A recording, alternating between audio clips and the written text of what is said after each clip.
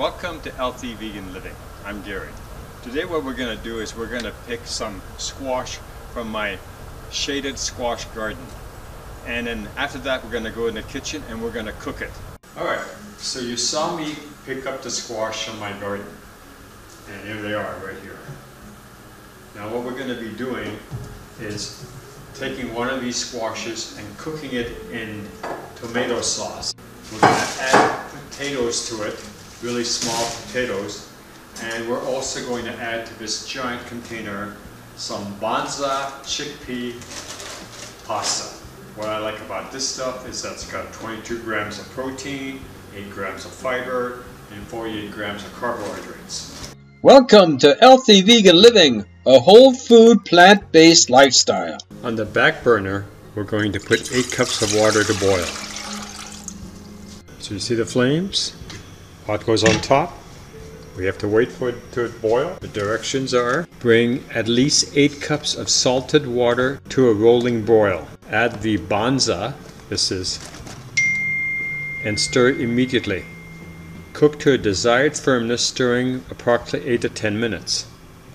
Strain and rinse with water. Enjoy your favorite sauce. Well, our favorite sauce is going to be cooked in this pan, and it'll be mostly of tomatoes. And so now we're going to wait for that to boil to add the pasta. Next, take your baby potatoes. In this case, they're called perfect pear bite-sized potatoes. I got these at Sam's Club. I'm going to put them in the microwave. It'll make it a little bit faster.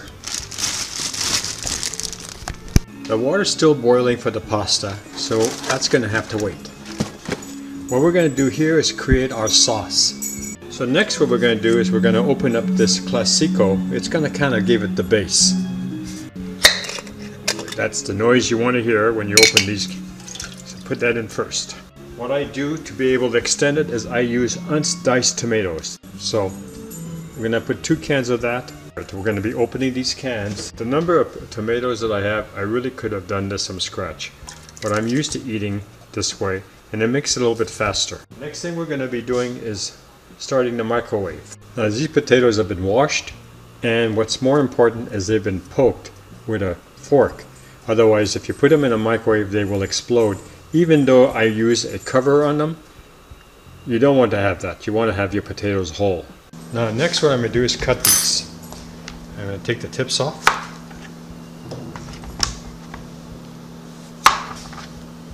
Now I've eaten some of these and cooked them. You've seen that in prior videos. And I just am curious to see if you really see any seed difference. Okay, you still see some seeds, like there's one right here.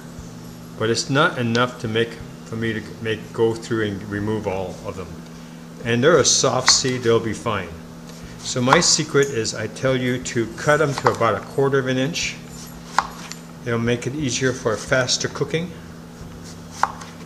And if you like that really large giant bite on your plate, leave them whole instead of cutting them. So what I'm going to do is I'm going to pick these guys up and stick them in the sauce. And I'll show you the last bit. So while I do this, we're going to speed this through, and we're going to go to the zucchini next, just so that I can show it to you. Cut the ends off.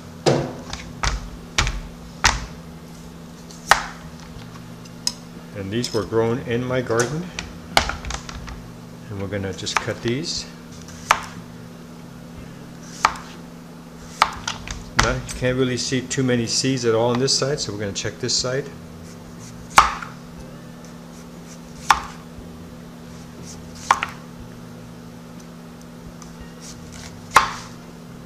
Okay, you're starting to see the seeds, but they're still very small and they're soft.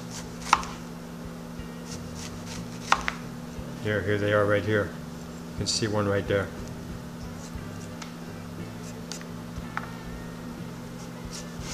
So with this meal, I'm going to eat them the way they are, soft, and cook them with the seeds. But you can see that the larger ones have the seeds are a lot more pronounced than the smaller ones, which I eat in my salads. Alright, so I'm going to continue cutting this, and then I'm going to be adding it to the sauce, and the sauce is right here. That beep, that means that the potatoes are finished. So what we're going to do is we're going to check them. So what we're going to do, they're mostly ready. We're going to spend the time cutting this up, and you see if I have it on low heat so that it can start to cook the sauce. And eventually I'll bring it up after I've cut everything up, and then I'll mix everything together so that we can, now this is almost ready to go right here. I'm going to wait until it rapidly boils and drop the pasta in it. Here's the addition of the squash. So what I end up doing is taking these large pieces of squash and dicing them in quarters because it was just too hard to be able to manipulate them inside the sauce. Okay, so now all we have to do is wait for the squash to finish cooking, and we're ready to put our pasta in.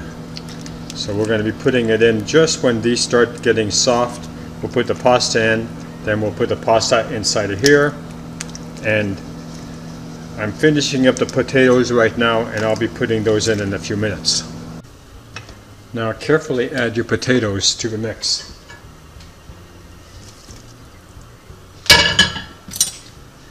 And what I did is I cut these in half, except for this one. I cut them in half so I could, make it more available per bite. Like this one's all cut in half. Now these, since they're already cooked, it should make it a lot faster.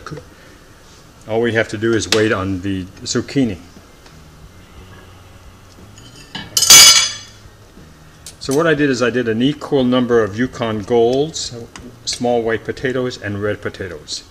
These didn't come from my garden. The garden is still making potatoes. It's not going to be available for a little bit. Probably in another month I'll be able. Now here's the one piece that didn't get cut. We're going to leave it just the way it is. So all we have left to do now is to cook the pasta. Now we'll go over here in the back burner. Okay, comes in a nice bag. We're going to pour it inside. We're going to take this lid and stick it on top. And this is Banza Penne made from chickpeas. Sure makes things easier. Okay, so that has to cook now for 8 to 10 minutes. We're going to put the timer on. So right now it's been 5 minutes. And we're going to test everything. Can't do anything with the noodles, it's their time. So we take one of the squashes, and it's going right through.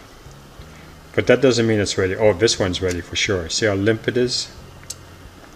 So we're going to put it on a plate and test it. I added some Italian seasoning on the very top. And next I'm going to incorporate it in with the squash and the potatoes. Now why am I doing this? This is squash grown in my garden. Eventually the potatoes will also. Okay, I'm going to test the squash next and see if it's cooked. It's been cooking now for about... Okay, so that's the timer for the penne pasta. Next, to drain the pasta. Oh yeah, that was really good. Okay, now we're going to put it in the sauce. Once the pasta is on top, then you mix it in.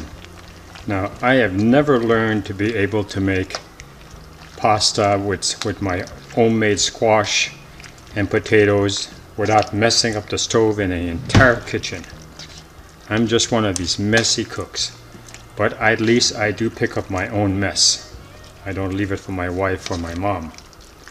So you can see this is going to be a really good meal, and it's going to take care of a lot of my staples for the following week. Now we're going to plate it next, and I'm going to show you me eating it. So you see we have potatoes on there. Let's get a few squashes in there, because the idea was to get the squash. Now of those 2 giant squashes, I basically cut about half of them. Half of them each.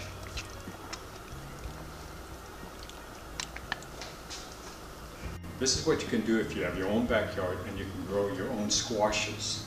You can make a delicious casserole. Well, the pasta is perfect.